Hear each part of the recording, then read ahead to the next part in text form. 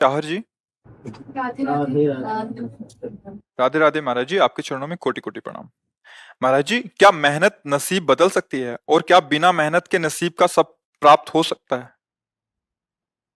हाँ, उसे मतलब आप ग्रामीण भाषा में प्रश्न कर रहे हो। उसे शास्त्रीय भाषा में पुरुषार्थ कहते हैं। मेहनत का मतलब पुरुषार्थ। अगर प्रबल पुरुषार्थ है तो बुरे प्रारब्ध को मिटा सकता है और नवीन सुख सामग्री को सजा सकता है। पर प्रबल पुरुषार्थ होता है परोपकार। दूसरे के भारी समस्या दुख में सम्मिलित होकर उसको मिटा दो और भगवान का स्मरण करो। इन दो के द्वारा ये प्रबल पुरुषार्थ आपके पूर्व प्रारब्ध को नष्ट कर देगा। जैसे मेहनत बहुत करते हैं और लाभ बहुत कम प्राप्त होता है, और बहुत कम मेहनत करते हैं बहुत ज्यादा लाभ प्राप्त होता है। ऐसे व्यक्ति देखे जाते हैं कि जिनकी दिनचर्या में मतलब भाग्यवश केवल धन आ रहा है, कोई मेहनत नहीं। और एक आदमी है दिन भर मेहनत करता है, 400-500 रुपया, वो भी पूरे परिवार को ठीक से पूरा भोजन वस्त्र पढ़ाई लिखाई सब नहीं कर पा रहा। एक आदमी है कि बिल्कुल कोई ऐसा कार्यरत नहीं है, पर अर्थ की बाहुल्यता उसके घर में, ये पूर्व का जो पुण्य है वो उसे अर्थ प्राप्त करा रहा है। वर्तमान में वो पुरुषार्थहीनता दिखा रहा है। तो जब तक प्रारब्ध भोग है पुण्य का तब तक चलता रहेगा। अब एक है वर्तमान में बहुत पुरुषार्थ कर रहा, मेहनत कर रहा है, लेकिन पूर्व का पाप उसे आगे नहीं बढ़ने दे रहा। अब पहले पीछे का जो पाप है उसे नष्ट करने वाला पुरुषार्थ बने। वो दो प्रकार से होता है। परहित सरिस धर्म नहीं भाई। दूसरे का किसी का ऐसा हित हो जाए जो असहाय है, असमर्थ है, रोगी है, परेशान स्थिति में, हम उसका सहयोग कर दें बिना किसी स्वार्थ के और प्रभु का नाम जप करें। इन दो के द्वारा हम पुराने पुराने कर्मों का परिणाम जो हमें आगे नहीं बढ़े उनको हम नष्ट कर सकते हैं। तो हुआ तो ये भी प्रयास ही ना, मेहनत ये भी तो हुई ना। नाम जप करते हुए दूसरों के सुख की भावना में अपने कर्तव्य का पालन करते हुए, तो ये पुरुषार्थ आपके पूर्व प्रारब्ध का नाश कर सकता है। भाग्य से ही सब कुछ मिलता है ऐसा नहीं है, भाग्य भी काम करता है। जैसे बहुत पढ़ लिख करके ग्रेजुएट हुए लेकिन प्रारब्ध इतना बुरा है, नौकरी नहीं मिल रही, तो बेचारे गांव के कार्य कर रहे हैं या छोटी मोटी दुकान कर ली, और ऑफिसर रैंक की पढ़ाई किए हुए है। और एक है कि ऐसे घर में जन्मे हैं कि जमींदारी पहले से ही है, और वो न पढ़ने में रुचि न किसी क्रिया में रुचि, लेकिन वो बहुत सांसारिक सुखों को भोग रहे हैं। यहाँ प्रारब्ध देखा जाता है। लेकिन एक है कि बहुत गरीब घर में जन्मा, बहुत मुश्किल से उसके माता पिता ने पढ़ा पाया, पर उसने जी जान से मेहनत की, इतना पुरुषार्थ किया कि वो गांव में सबसे बड़ा आदमी बन गया। ये भी देखा जाता है।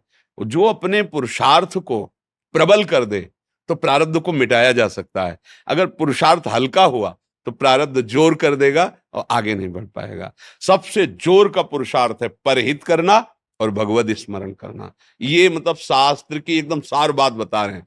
जिसको संसार में सबसे जल्दी उन्नति प्राप्त करनी हो, ये दो बात पकड़ ले।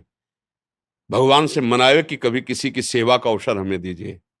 माता पिता गुरुजन, कोई बाहरी पशु पक्षी, ऐसा कोई बीमार व्यक्ति जिसका कोई सहयोगी नहीं, कोई ऐसा जिसको हमें अवसर मिला है, बहुत बड़ी मतलब ये बिल्कुल रामबाण औषधि समझो कि इसमें अचूक वो तुम्हारे प्रारब्ध को विध्वंस कर देगी। जहां तुमने किसी असहाय की बिना स्वार्थ के, बिना कुछ लेने की भावना के और तन मन धन वचन से सेवा की और भगवान का स्मरण किया, ये तुम्हारे पूर्व प्रारब्ध का नाश कर देगा। और जब हम दूसरों का सुख छीनते हैं, ये भी मेहनत है।